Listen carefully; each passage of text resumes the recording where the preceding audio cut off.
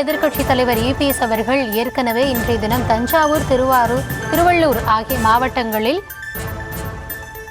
நேரடி நெல் கொள்முதல் நிலையங்களில் ஆய்வினை மேற்கொண்டிருந்தார். இந்த நிலையில் தற்பொழுது நாகப்பட்டினம் மாவட்டத்தில் வெண்மணி பகுதியில் வெள்ள பாதிப்புகளை அவர் பார்வையிட்டு வருகிறார்.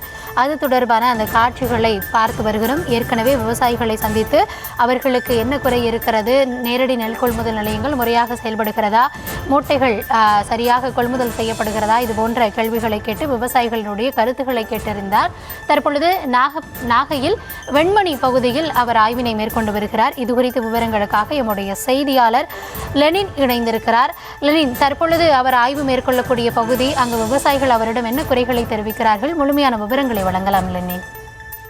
நிச்சயமாக கௌதமி, வடகிழக்கு பருவமழையால் பாதிக்கப்பட்டுள்ள டெல்டா மாவட்டங்களில் தஞ்சாவூர், திருவாரூர், நாகப்பட்டினம் உள்ளிட்ட டெல்டா மாவட்டங்களில் அதிமுக பொதுச் செயலாளர் எடப்பாடி பழனிசாமி இன்று நேரில் ஆய்வு செய்து வருகிறார். திருவாரூர், தஞ்சாவூரில் ஆய்வு செய்தவர் இன்று நாகை மாவட்டத்திற்கு வருகை தந்தார். கீழூர் அருகே உள்ள வெண்மணி அரசு நேரடி நெல் கொள்முதல் நிலையத்தில் தற்போது ஆய்வு செய்து வருகிறார்.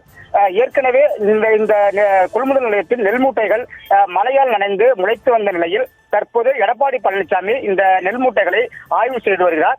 அவரிடம் விவசாயிகள் மழையால் நெல் கொள்முதல் நிலையத்தில் கொள்முதல் பணிகள் நிறுத்தப்பட்டுள்ளதால் மூட்டைகள் மழையில் நனைந்து வீணாவதாக விவசாயிகள் புகார் தெரிவித்தனர்.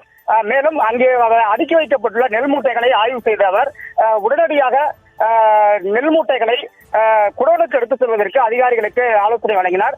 தொடர்ந்து விவசாயிகள் அவரிடம் இந்த பகுதியில் கிட்டத்தட்ட 5 லட்சம் மூட்டைகள் நெல் கொள்முதல் நிலையத்திலே தேங்கி இருப்பதாகவும் லாரிகள் மூலமாக குடோனுக்கு எடுத்து செல்ல பணிகள் துரிதமாக நடைபெறவில்லை என்றும் விவசாயிகள் அவரிடம் குற்றச்சாட்டை வைத்துள்ளனர்.